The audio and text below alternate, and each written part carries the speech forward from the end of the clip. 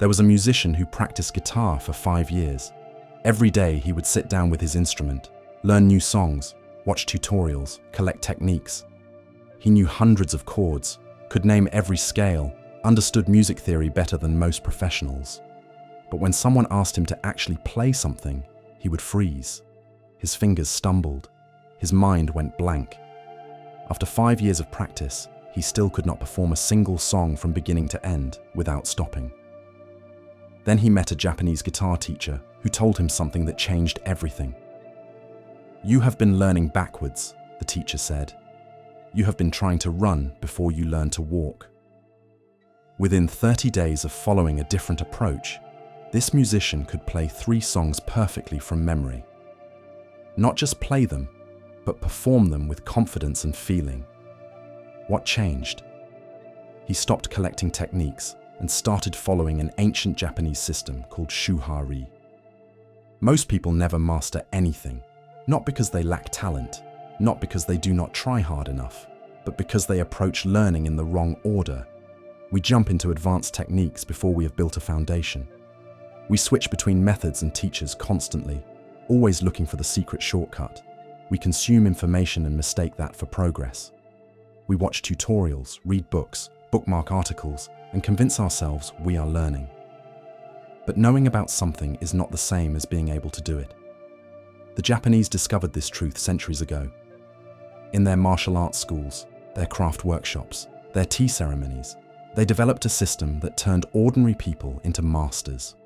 Not geniuses, not people with special talent, just regular individuals who followed the correct sequence. This system is called Shuhari, and it removes all the confusion about how mastery actually happens. Here is what most people do when they want to learn a skill. They start with excitement and motivation. They buy all the equipment, sign up for courses, tell everyone about their new goal. Then they try to learn everything at once. They want the beginner techniques, the intermediate strategies, and the advanced secrets all mixed together. They watch one teacher, then switch to another, because someone said that person is better. They try to add their own creative twist before they even understand the basics. They practice when they feel like it, skip the boring fundamentals, and focus only on the exciting parts. This is why most people quit within weeks. Not because the skill is too hard, but because they created chaos instead of following a path. The Japanese saw this pattern hundreds of years ago. In feudal Japan, if you wanted to learn sword fighting, pottery, calligraphy, or any craft, you became an apprentice. You did not get to choose your own learning path. You did not get to be creative or original. You had one job, which was to copy your master exactly. Every movement, every technique, every tiny detail. You copied until your body knew the movements without thinking. This was not meant to suppress creativity. It was designed to build a foundation so strong that creativity could later emerge naturally. The system they developed from this apprenticeship culture is Shuhari. 3 stages that you must move through in order. You cannot skip ahead. You cannot reverse them. Each stage builds on the previous one. Shu means obey and copy. Ha means break and adapt. Ri means transcend and flow. Most people fail at learning because they try to start in Ha or Ri. They want to adapt and transcend before they have anything solid to build on. It is like trying to improvise jazz before you can play basic scales. Like trying to write poetry before you have learned grammar. Like trying to invent new recipes before you know how cooking actually works. Let me explain each stage and why the sequence matters so much. Shu is the first stage, and it is the hardest for modern people to accept. In Shu, you surrender your ego completely. You find one teacher, one method, one source, and you copy it exactly. Not kind of like it, not your interpretation of it. Exactly. If your teacher shows you a movement, you repeat that movement 1,000 times until your body can do it automatically. You do not ask why. You do not try to improve it. You do not add your personal style. You simply obey and copy. This feels humiliating to most people. We live in a culture that celebrates originality and self-expression. The idea of blindly copying someone else feels like surrendering your identity. But this misunderstands what Shu is actually doing. Shu is programming your nervous system. When you repeat the same movement correctly over and over, you are building neural pathways. You are teaching your body and brain to execute the skill without conscious thought. This is called automaticity, and it is the foundation of all mastery. Think about learning to drive a car. At first, every action requires intense concentration. You have to think about pressing the clutch, shifting gears, checking mirrors, steering, maintaining speed. Your conscious mind is completely occupied, but after months of repetition, something magical happens. Your hands and feet start moving automatically. You can drive while having a conversation, listening to music, thinking about your day. The skill has moved from your conscious mind to your unconscious execution. This only happens through correct repetition. If you practice the wrong technique over and over, you will automate the wrong pattern. This is why Shu requires total imitation of someone who already knows the correct way. You need a reliable template to copy. The Japanese understood that you cannot build good instincts on top of bad foundations. That scattered practice does not create automaticity. Only focused, repetitive practice of correct technique builds the neural automation that mastery requires. But here is where most people go wrong. They resist Shu because it feels boring. It feels like you are not making progress because you are doing the same thing over and over. There is no variety, no excitement, no visible advancement, just repetition. Your ego rebels against this. Your ego wants to be creative, to add your special touch, to show that you are different and original. But your ego is exactly what prevents mastery. A man wanted to learn Brazilian Jiu-Jitsu. He joined a gym, and the instructor showed him a basic escape from bottom position. It was a simple movement. Push off their hip, turn to your side, pull your knee through, get to your knees. The instructor told him to practice this escape 100 times. Just this one movement, 100 times. The man practiced it maybe 10 times, then got bored. He started watching YouTube videos about advanced submissions. He asked about different techniques. He wanted to learn the exciting stuff, the moves that looked impressive. After 6 months, he still could not escape from bottom position reliably. He knew the names of dozens of submissions, could explain complex strategies, but in actual sparring, he would get stuck in bad positions and panic. Then a new training partner joined, who was smaller and less athletic, but had trained in Japan. This person could escape from almost any position effortlessly. The man asked how long he had been training. 2 years, the training partner said. But I spent my entire first 6 months doing only one thing, which was escaping from bottom position. My instructor would not let me learn anything else until I could do that escape perfectly 100 times in a row without thinking. That is Shu. Boring, repetitive, humble practice of fundamentals until they become automatic.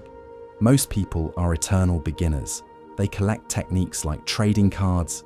They know a little bit about many things, but cannot execute any of them under pressure. They watch tutorials constantly, always learning, never mastering. They know the terminology, can talk about the skill, but their body does not actually know how to do it. This happens because they skip Shu. They mistake information for skill. But information lives in your conscious mind, which shuts down under pressure. Skill lives in your body and nervous system, which only develop through repetition. There is a huge difference between knowing the path and walking the path. Most people study the map, but never actually take the journey. After you have spent enough time in Shu, something shifts. The basic movements become so automatic that you stop thinking about them. Your hands move correctly without conscious direction. Your body knows what to do. This is when you are ready for Ha. Ha means break and adapt. But notice what you are breaking. You are not breaking the fundamentals. You are breaking your attachment to one single form. In Ha, you start to see why the technique works, not just how to do it. You learn from a second perspective and compare it to your first. You start to notice that different styles are teaching the same principles through different forms. You begin to adapt techniques based on context. If you learned guitar from a classical teacher in Shu, in Ha, you might explore jazz or blues. Not to abandon classical technique, but to see how the same fundamental principles appear in different contexts. The classical training gave you finger strength, timing, and musical understanding. Now you can see how those same foundations support different styles. This is the stage where real understanding develops. In Shu, you memorize. In Ha, you comprehend. You start to see patterns beneath surface techniques. You understand why certain moves work in certain situations. You develop flexibility without losing the structure that Shu provided. But Ha is dangerous if you enter it too early. Without a strong Shu foundation, Ha becomes scattered experimentation. You end up confused, trying to blend techniques that do not fit together, creating a messy hybrid that does not work. This is why the sequence matters. Ha only works if you have something solid to build on. A woman learned to cook using traditional French techniques. For an entire year, she followed classic recipes exactly.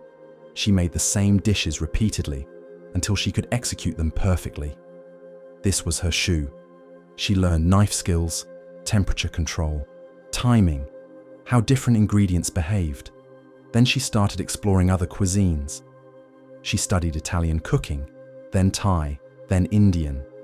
But instead of just collecting random recipes, she started to see common principles.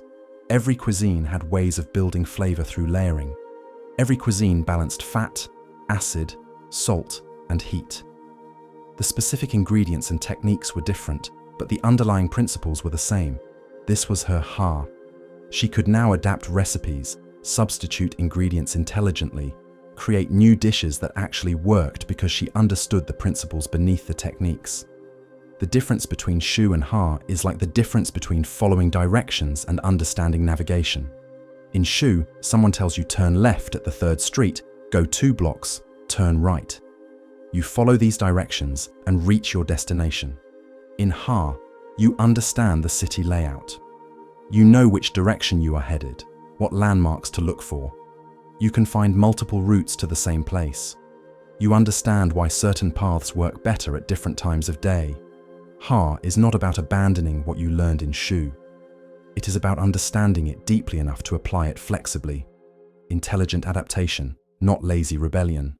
Then comes Ri, which is transcendence. In Ri, you stop thinking about technique entirely. The skill expresses itself through you automatically. There is no gap between intention and action. You respond to situations without internal dialogue. Under pressure, you perform naturally. This is the stage where people say you have become the skill. You are not doing jujitsu, you are jujitsu. You are not playing music, you are music. But Ri cannot be forced or rushed. It emerges naturally after sufficient time in Shu and Ha. Many people never reach Ri because they try to skip directly to it. They want the effortless mastery without building the foundation. They want to flow without having anything to flow from. Ri looks magical from the outside.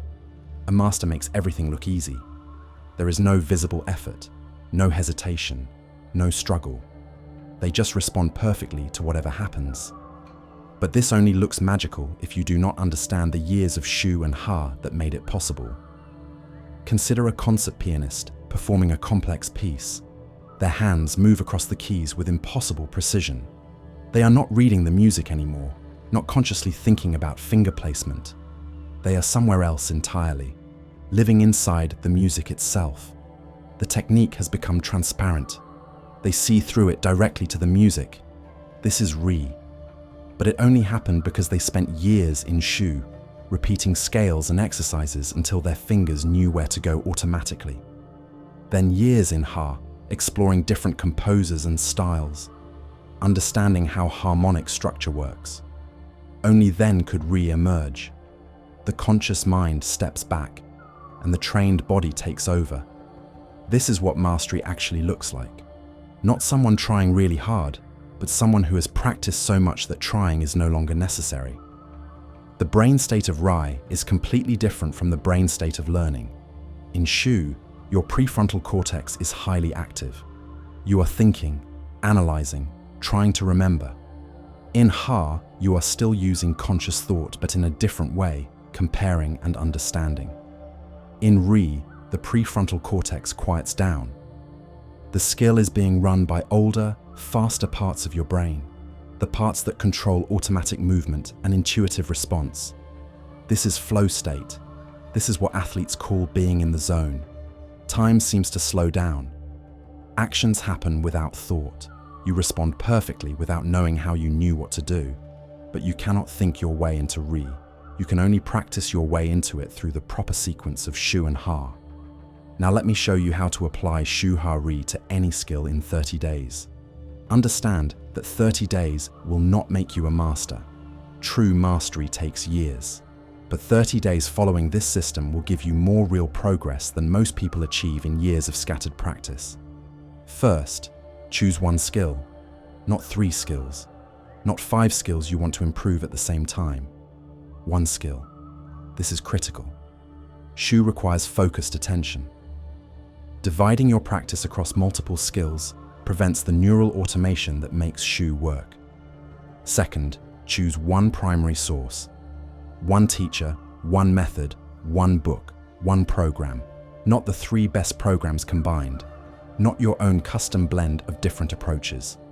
One source that you will follow completely. For days 1 through 14, you are in Shu. Every day you practice the fundamentals exactly as taught. No creativity, no personal modifications. If the instruction says practice this movement 20 times, you do it 20 times. Not 15 because you got bored. Not with your own variation because you think you found a better way. Exactly as instructed. This feels uncomfortable. Your mind will resist. You will want to skip ahead to more interesting techniques. You will want to add your own style. Resist this urge. Your job in these 14 days is to build automatic execution of the basics. Practice daily, even if only for 20 minutes. Consistent daily contact with the skill is more important than long occasional sessions. The neural pathways need regular reinforcement. There is an important rule here, which is never miss twice. If you miss one day, make absolutely sure you practice the next day. Missing once is human. Missing twice is the beginning of quitting. On days 15 through 26, you enter Ha. Now you can explore. Find a second perspective on the same skill. A different teacher, a different style, a different approach. Compare what this second source teaches with what you learned in Shu. Notice where they agree. Notice where they differ. Try to understand why. What principles are they both teaching through different techniques? Start adapting. If you learned a technique one way in Shu, try applying it in a slightly different context. If you learned to write headlines using a specific formula, try using that formula for different types of content. If you learned a guitar technique in one style, try applying it in another style. But stay connected to your foundation.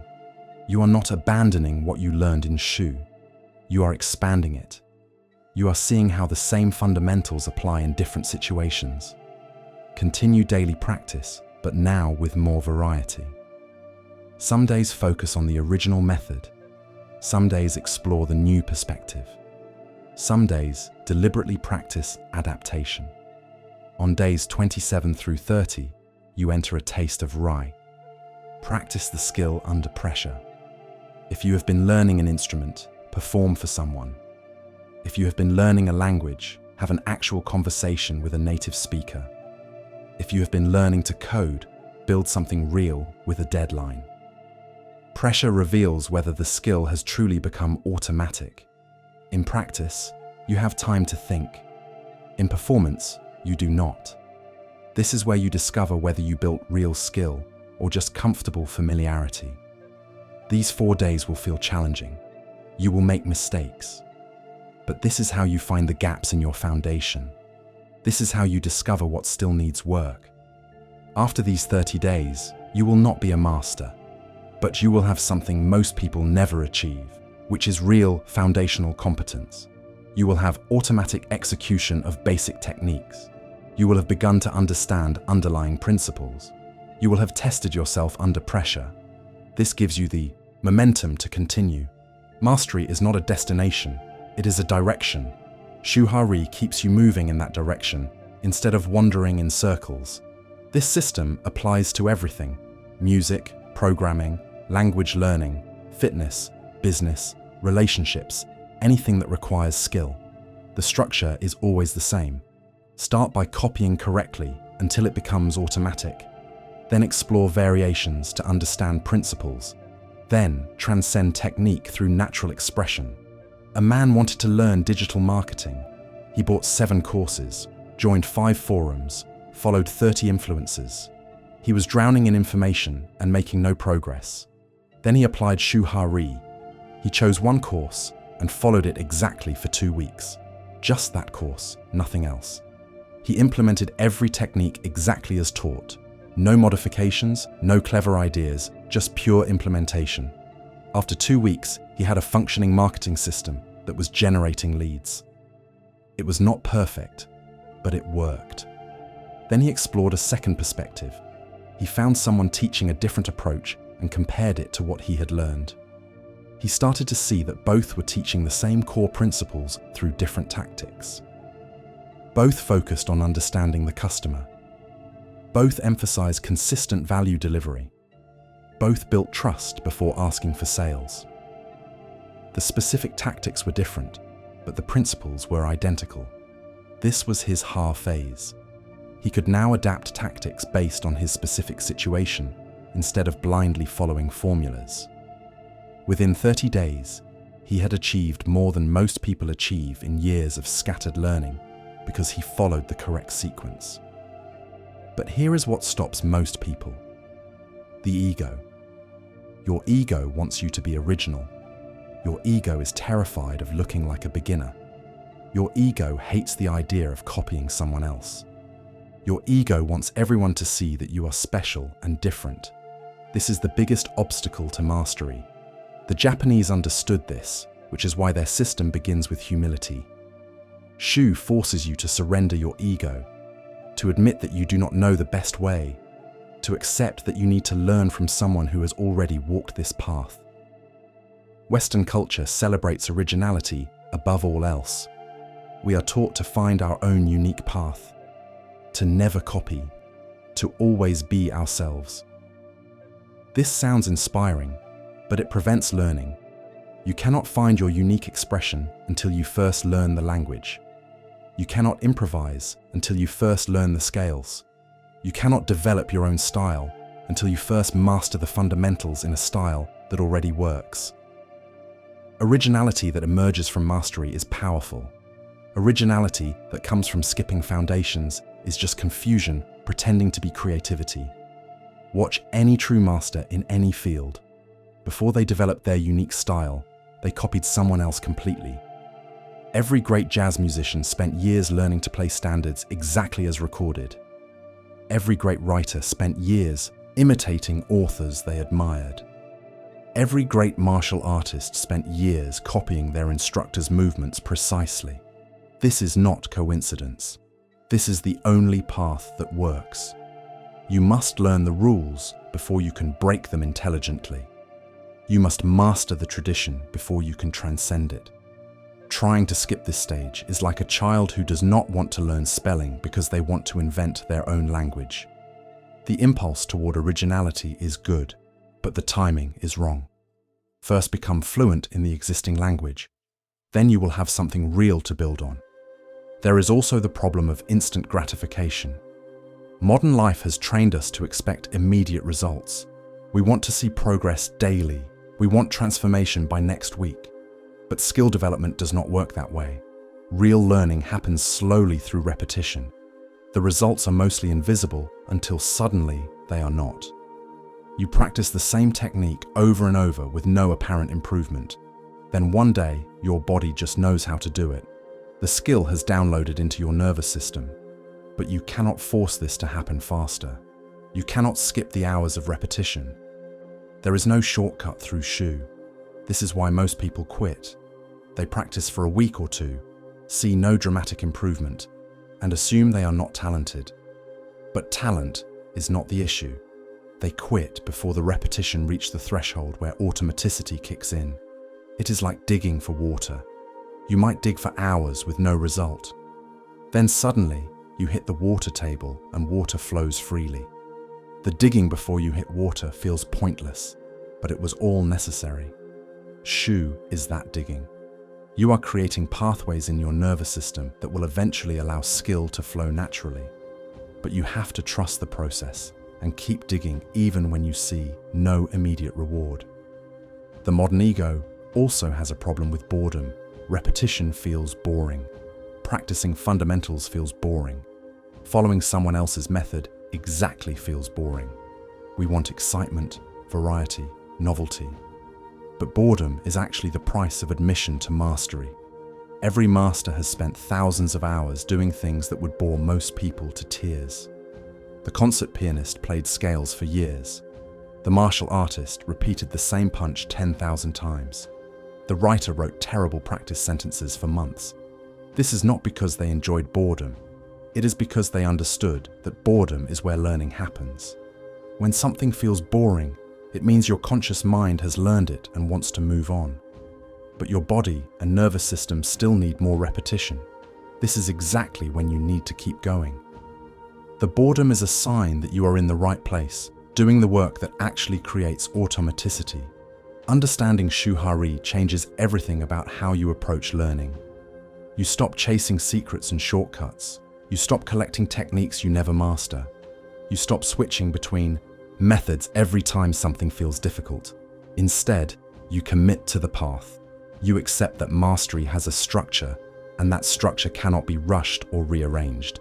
30 days following this system will not turn you into an expert, but it will give you something far more valuable, which is a proven path forward. You will know that if you continue following this structure, mastery will eventually emerge. Not through force or intensity or desperate effort, but through patient progression through stages that billions of people before you have already walked successfully. The path is not mysterious. It is Shu, then Ha, then Ri. Obey, then adapt, then transcend. Copy, then understand, then embody. Learn the rules, break them intelligently, then forget them entirely. This is how mastery happens, not through talent or motivation or secret techniques, through correct sequence and patient repetition. Choose your skill. Choose your teacher. Begin with Shu today. Accept the boredom. Accept the humility. Accept that you will spend weeks doing things that feel too simple. This is not wasting time. This is building the foundation that everything else depends on. Stop searching for a better method. Stop trying to create your own custom approach before you have learned any approach completely. The wisdom of Shuhari has worked for centuries because it aligns with how human nervous systems actually learn.